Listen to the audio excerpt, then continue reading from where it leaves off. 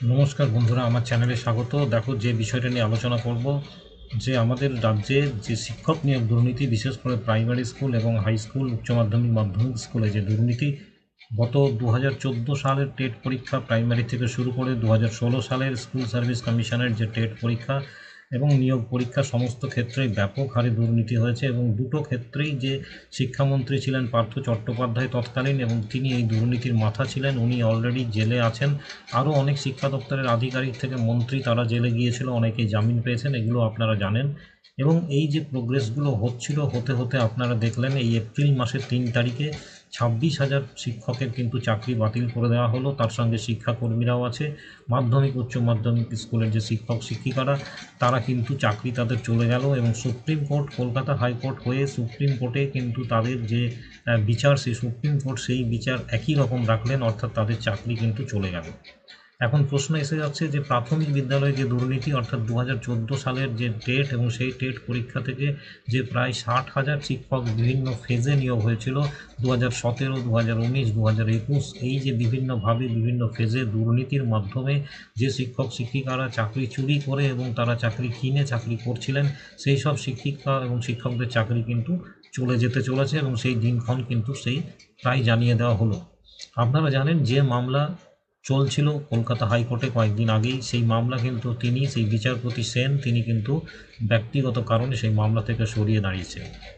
এখন প্রধান বিচারপতি সেই মামলা দেবেন, এবং যেটা আশা করা যাচ্ছে যে যে অপরাধে উচ্চ মাধ্যমিক এবং মাধ্যমিক স্কুলের শিক্ষকদের চাকরি চলে গেছে, সেম অপরাধে, অর্থাৎ সেম টাইপের যে ক্রাইম, সেই সেম টাইপের ক্রাইম, অর্থাৎ ওএমআরকে ধ্বংস করা হয়েছে, ওএমআরের কোনো ডিজিটাল কপি সংরক্ষণ করা হয়নি।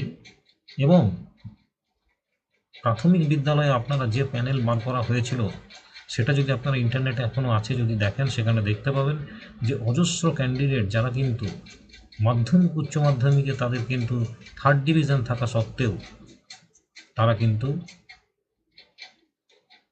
3rd ডিভিশন এই কারণেই বললাম যে আপনারা জানেন যে উচ্চ মাধ্যমিকে যদি 3rd ডিভিশন থাকে এবং যদি গ্র্যাজুয়েট হয়, তাহলে সে প্রাইমারি শিক্ষক হতে পারে। তিনি গ্র্যাজুয়েট, কিন্তু উচ্চ মাধ্যমিকে 3rd ডিভিশন আছে, তাকে কিন্তু ইন্টারভিউতে 9-10 দিয়ে দেওয়া হলো।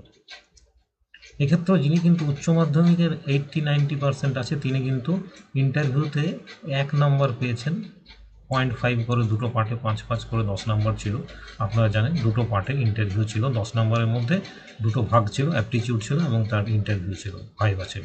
এই দুটো পার্টে কিন্তু তাকে 0.5 করে 1 নম্বর দেওয়া হয়েছে। তার উচ্চ মাধ্যমিকে কিন্তু 82, 3, 4, 5% আছে। ওয়ারেস কিন্তু একজন 35% উচ্চ মাধ্যমিকে, তিনি গ্র্যাজুয়েট, তিনি কিন্তু এলিজিবল, তার 50% দরকার নেই, তিনিও জেনারেল ক্যাটাগরির ক্যান্ডিডেট, এবং তাকে কিন্তু নাম্বার দিয়ে দেওয়া হয়েছে 9-10, অর্থাৎ তিনি প্যানেলে কিন্তু চলে আসছেন।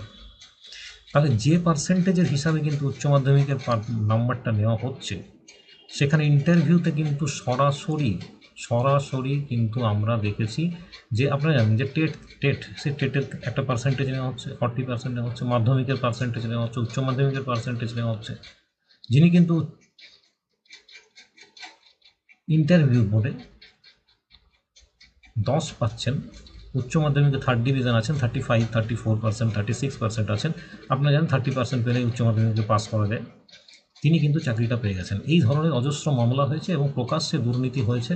ইন্টারভিউ যে বোর্ড, সেটা পুরোপুরি পার্টির ক্যাডারদের যে শিক্ষক, তাদের দখলে চলে গিয়েছিল, এবং তারা ইন্টারভিউটাকেও বিক্রি করেছেন অর্থের বিনিময়ে। টেট সার্টিফিকেট বিলি হয়েছে অর্থের বিনিময়ে, অর্থাৎ যিনি রিটিন পরীক্ষায় আপনারা জানেন যে প্রায় 269 জনের চাকরি মহামান্য বিচারপতি বাতিল করেছিলেন। পরবর্তী তারা অন্য হায়ার কোর্টে তারা স্টে অর্ডার নিয়ে চাকরিটা করছে। কিন্তু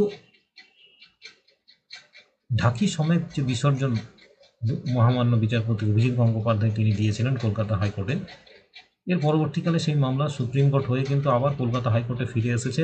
কলকাতা হাইকোর্ট রায় দিয়েছিল তাদেরকে আবার যেমন নতুন করে 3 মাসের মধ্যে পরীক্ষা করতে হবে, যেমনটা মাধ্যমিক উচ্চ মাধ্যমিকের ক্ষেত্রে স্কুল সার্ভিস কমিশনের ক্ষেত্রে যে রায়টা দেওয়া হলো, অর্থাৎ কলকাতা হাইকোর্টের যে রায়, সেটাই কিন্তু সুপ্রিম কোর্টে বহাল থাকলো মাধ্যমিক উচ্চ মাধ্যমিকের স্কুল সার্ভিস কমিশনের মাস্টারদের ক্ষেত্রে। অর্থাৎ তারা যে দোষী, তাদের ক্ষেত্রে কিন্তু কলকাতা হাইকোর্টে, আপনারা জানেন লাস্ট যে হিয়ারিং ছিল সুপ্রিম কোর্টে, সেখানে কিন্তু সিবিআইয়ের পক্ষ থেকে জানানো হয়েছিল যে কলকাতা হাইকোর্টের যে রায়টা, সেটা জাস্টিফাইড, সেই রায়টাই রাখা হোক, এবং সুপ্রিম কোর্টের যে মহামান্য প্রধান বিচারপতির বেঞ্চ, তিনি কিন্তু সেই রায়টাই রেখেছেন, অর্থাৎ তাদের চাকরি বাতিল করে দেওয়া হয়েছে এবং যারা চাকরি কিনেছিলেন, যারা অযোগ্য ছিলেন, তাদেরকে কিন্তু একটা ক্যাটাগরি, তাদেরকে কিন্তু 12% সুদ সমেত টাকা কিন্তু ফেরত দিতে হবে। এরপর তারা ফেরত না দিলে তাদেরকে জেল খাটতে হবে ইত্যাদি ইত্যাদি, এসব যা আইনের মধ্যে আছে সেগুলো হবে, কিন্তু তাদের চাকরি চলে গেছে। চাকরি তাদের চলে গেছে, তারা কিন্তু 3 তারিখের পর থেকে আর স্কুল যেতে পারছেন না। এরপরে কিন্তু প্রায় 3 লক্ষ পরীক্ষার্থী পরীক্ষায় বসবেন। সেই 3 লক্ষ পরীক্ষার্থীর মধ্যে নতুন করে যারা রিটিন পরীক্ষা পাস করবেন, একাডেমিক মার্কস পাবেন, ইন্টারভিউতে মার্কস পাবেন, করে যার প্যানেল হবে তিনি চাকরি করবেন। হতে পারে এই 26,000 জনের মধ্যে মাত্র 2,000 জন পেলেন, বাকি 24,000 জন কিন্তু আউট হয়ে গেলেন। এটা হতেই পারে। এই 26,000 জনই চাকরি পাবেন এমনটা নয়। মুখ্যমন্ত্রী কেন, ভগবানও এসে দিতে পারবে না, ভগবানও দিতে পারবেন না। তেমনি হবে 20 লক্ষের বেশি ক্যান্ডিডেট যে প্রাইমারি পরীক্ষাতে সেই সময় বসেছিল, সেই সময় কিন্তু কোনো বাধ্যবাধকতা ছিল না যে ডিএলএড কোর্স পাস করে থাকতে হবে। তো সেই নিয়মে, তৎকালীন নিয়মে পরীক্ষা যখন নেওয়া হবে কলকাতা হাইকোর্টের নিয়ম অনুযায়ী, তাহলে কিন্তু সেই সংখ্যক, বিপুল সংখ্যক যে পরীক্ষার্থী আছে, যদি আমি টেট পাসও হয় তাতেও কিন্তু কয়েক লক্ষ ক্যান্ডিডেট আছে যাদের ডিএলএড আছে, তাদের মধ্যে এখন অনেকেই ডিএলএড করে নিয়েছেন।